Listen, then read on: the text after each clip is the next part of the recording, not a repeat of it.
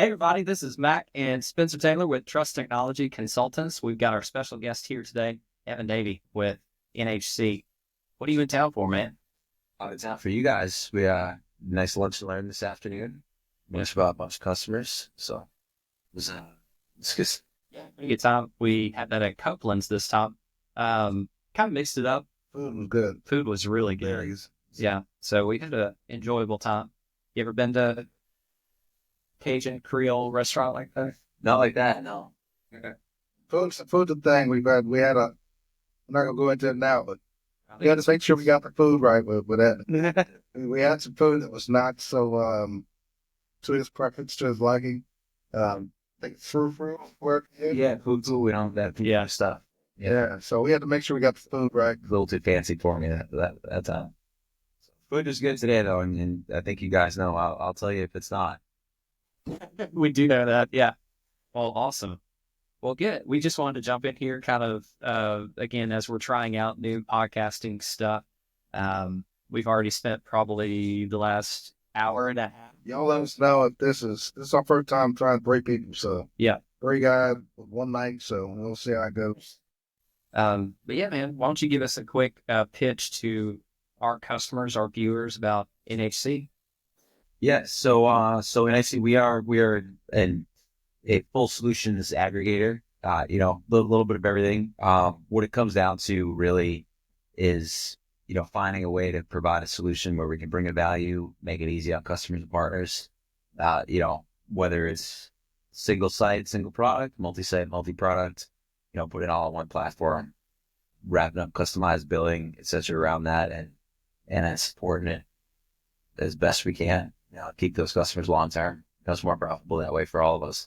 Everybody wins. Absolutely. I think that's a good testament to what we're trying to do in the industry is instead of having it with multiple providers, multiple bills, you don't know what's where. Sometimes you could have a bill. I've experienced this. You'll have a bill that will have like the PO box, but it won't have the site on it.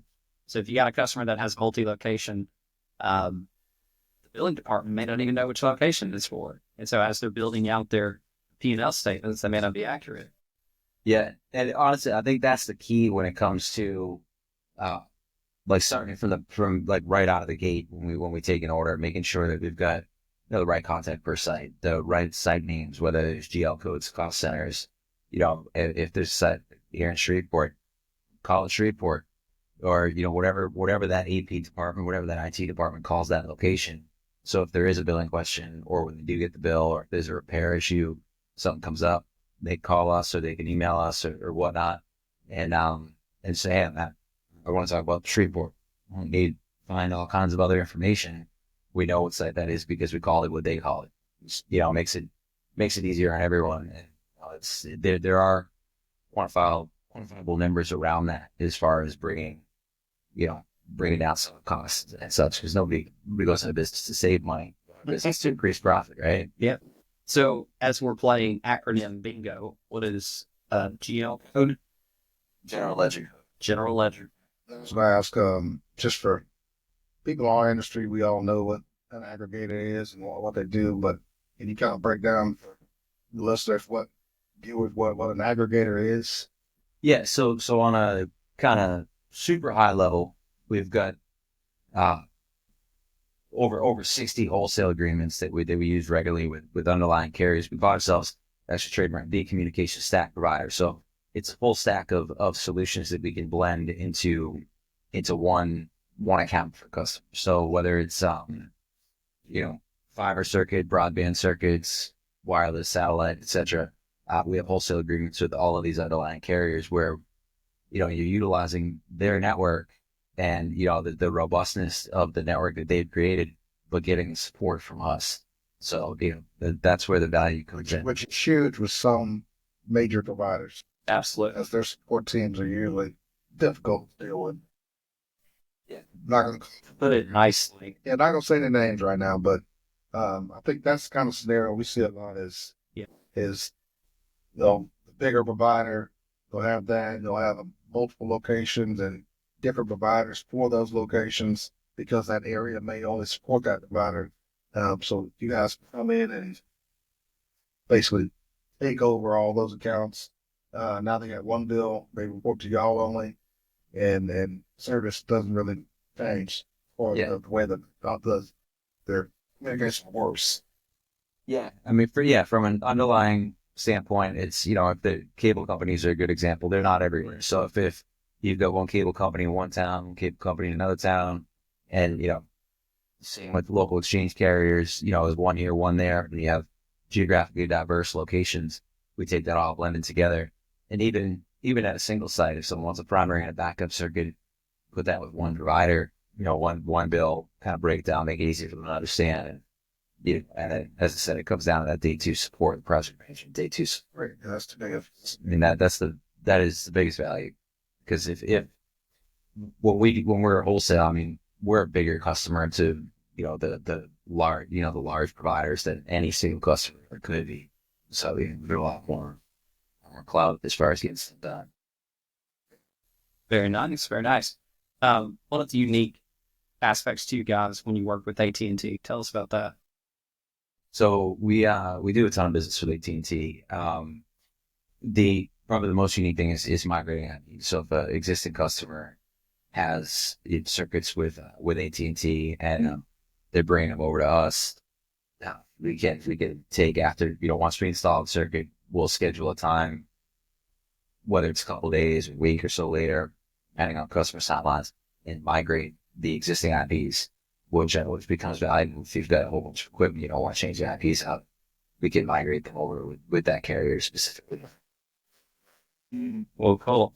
That's a huge, I mean, that right there, I've had customers choose to stick with a carrier paying more just to avoid having to switch their IPs. It's a headache, yeah. Especially when you got, VPNs tied back to it, like especially multi city networks and countries or whatever, changing all that out. 19-year-old, they do it a lot. Absolutely. We don't want to change all that. Absolutely. Well, cool. There any final thoughts you want to leave us with? Anything to pitch? Yeah, I mean, as I said, it's all about for us providing that value, making sure we're providing the right, because we're not trying to sell people anything. We're trying to provide a solution. Mm-hmm. So, and, by going to market that way and with the success that we've had, it's all about keeping customers long term. Frankly, that's more profitable if we're being blunt about it, right? If you keep a customer for more than a decade, well, they're paying us for more than a decade. Mm-hmm. So that's ultimately the end goal. Our average customer 10 years is just shy of 11 years. That's amazing. It's about less than 1%. And what about your 10-year employees?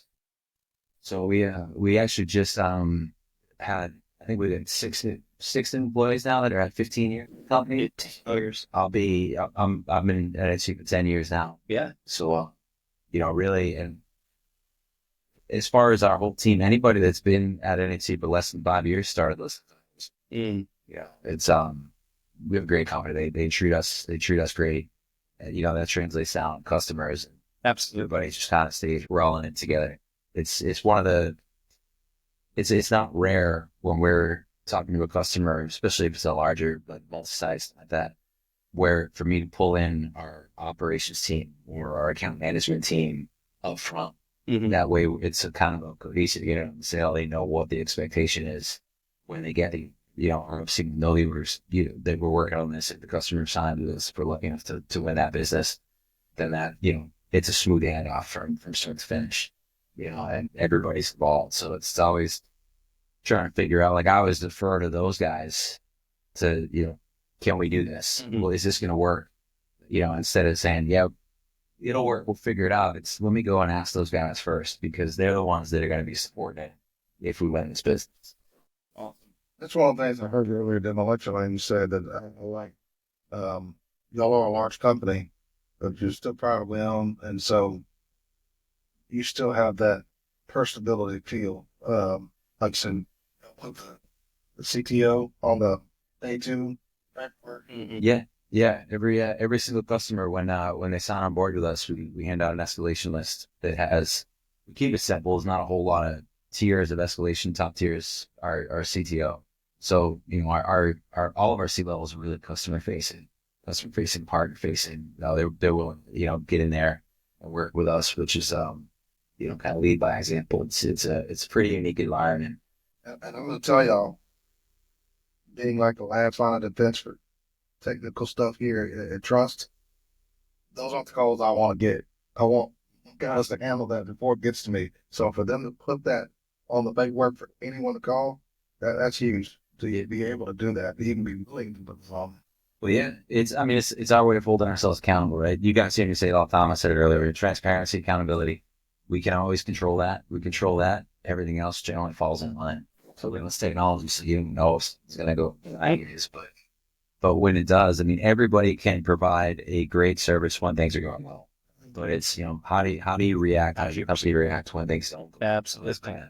Yeah, that's kind of how we're seeing a lot of that in the zeitgeist right now. A lot of companies responding to certain things that are happening, and some of the responses are not great. So making sure you have a company in the trenches with you for those responses are fantastic. So you want to close it out? This is our February edition of our TTC, which is our Trust Tech Chat. Spencer Taylor, Mack, Evan Davie. Appreciate y'all. Check it in.